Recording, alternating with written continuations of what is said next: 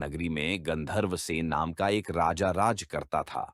उसकी 4 रानियां थीं और उनके 6 लड़के थे, जो सब के सब बड़े ही चतुर और बलवान थे।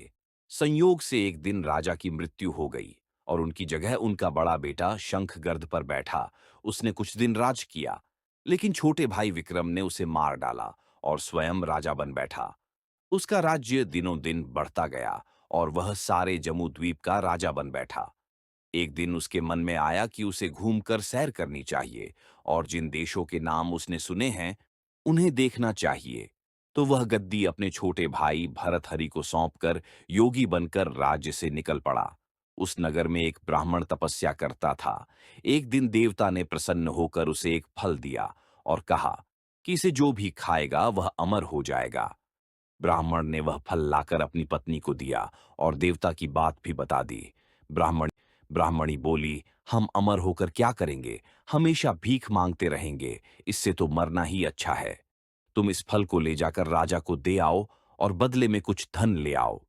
यह सुनकर ब्राह्मण फल लेकर राजा भरतेहरी के पास गया और सारा हाल कह सुनाया। भरतहरि ने फल ले लिया और ब्राह्मण को 1 लाख रुपए देकर विदा कर दिया। भरतहरि अपनी एक रानी को बहुत चाहता था। उसने महल में जाकर वह फल उसी को दे दिया। रानी की मित्रता शहर के कोतवाल से थी। उसने वह फल कोतवाल को दे दिया।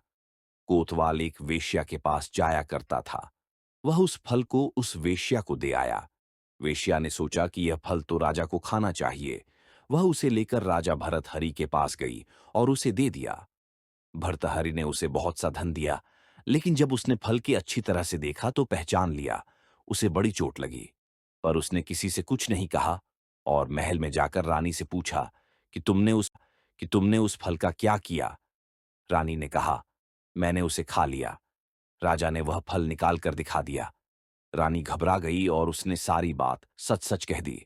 भर्तृहरि ने पता लगाया तो उसे पूरी बात ठीक ठीक मालूम हो गई। वह बहुत धोखो, ये दुनिया माया जाल है, इसमें अपना कोई नहीं। वह फल लेकर बाहर आया और उसे धुलवा कर स्वयं खा लिया। फिर राजपाट छोड़ योगी का भेष बना जंगल में तपस्या करने चला गया।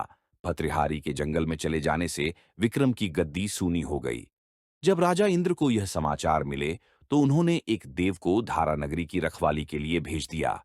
वह रात दिन वहीं रहने लगा। भर्तृहरि के राजपाट छोड़कर वन में चले जाने की बात विक्रम को मालूम हुई तो वह लौटकर अपने राज्य में आया। आधी रात का समय था। जब वह नगर में घुसने लगा तो देव ने उसे रोका। राजा ने कहा, मैं विक्रम हूं, यह मेरा राज्य है। तुम रोकने वाले कौन होते हो? देव बोला, मुझे राजा इंद्र ने इस नगर की चौकसी के लिए भेजा है। तुम सच्चे राजा विक्रम हो तो आओ, पहले मुझसे लड़ो। दोनों में लड़ाई हुई। राजा ने जरा सी देर में देव को पछाड़ दिया। तब देव बोला, हे राजन, तुमने मुझे हरा दिया, मैं तुम्हें जीवन दान देता हूं। इसके बाद देव ने कहा, राजन, एक नगर और एक नक्षत्र में तुम 3 आदमी पैदा हुए थे। तुमने राजा के घर में जन्म लिया, दूसरे ने तेली के और तीसरे ने कुम्हार के। तुम यहां पर राज करते हो। तेली पाताल पर राज करता था। कुम्हार ने योग साध कर तेली को मारकर शमशान में पिशाच बनाकर सिरस के पेड़ से लटका दिया है। अब वह तुम्हें मारने की फिराक में है, उससे सावधान रहना। इतना कहकर देव चला गया और राजा महल में आ गया। राजा को वापस आया देख सबको बड़ी खुशी हुई। नगर में आनंद मनाया गया। राजा फिर राज करने लगा। बात है कि शांति शल नाम का एक योगी राजा के पास दरबार में आया और उसे एक फल देकर चला गया। राजा को आशंका हुई कि देव ने जिस आदमी को बताया था, कहीं यह वही तो नहीं है। ये सोचकर उसने फल नहीं खाया और भंडारी को दे दिया। योगी आता और राजा को एक फल दे जाता। संयोग से एक दिन राजा अपना अस्तबल देखने गया था। योगी वहीं पहुंच गया और फल राजा के हाथ में दे दिया। राजा ने उसे उछाला तो वह हाथ से छूटकर धरती पर गिर पड़ा। उसी समय एक बंदर ने झपट कर उसे उठा लिया और तोड़ डाला। उसमें से एक लाल रंग का हीरा निकला।